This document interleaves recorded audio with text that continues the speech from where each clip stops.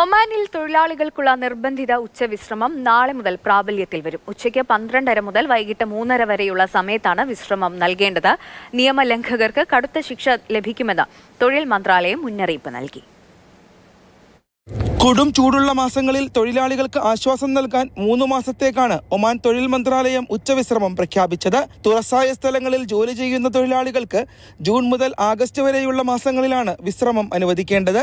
ഉച്ചയ്ക്ക് 12:30 മുതൽ 3:30 വരെയുള്ള സമയങ്ങളിൽ തൊഴിലാളികൾക്ക് പുറം ജോലികൾ നൽകാൻ പാടില്ല. കമ്പനികളും തൊഴിൽ സ്ഥാപനങ്ങളും നിയമം കർശനമായി നടപ്പാക്കണമെന്നാണ് നിർദ്ദേശം. തൊഴിലാളികളുടെ ആരോഗ്യവും സുരക്ഷയും പരിഗണിച്ചാണ് അധികൃതരുടെ നടപടി. നിയമം ലംഘിക്കുന്നവർക്കെതിരെ കടുത്ത നിയമ നടപടി സ്വീകരിക്കുമെന്ന് തൊഴിൽ മന്ത്രാലയം മുന്നറിയിപ്പ് നൽകി. 100 റിയാൽ മുതൽ 500 റിയാൽ വരെയാണ് പിഴ ചുമത്തുക. 1 മാസത്തെ തടവും ശിക്ഷ ലഭിക്കും.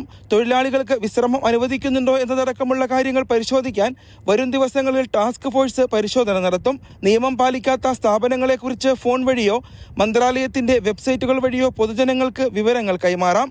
ഉച്ചവിശ്രമം അനുവദിക്കേണ്ടതിന്റെ പ്രാധാന്യത്തെക്കുറിച്ച് തൊഴിലുടമകളെ ബോധവൽക്കരിക്കാൻ മന്ത്രാലയത്തിന്റെ നേതൃത്വത്തിൽ പ്രത്യേക ക്യാമ്പുകൾ സംഘടിപ്പിച്ചിരുന്നു.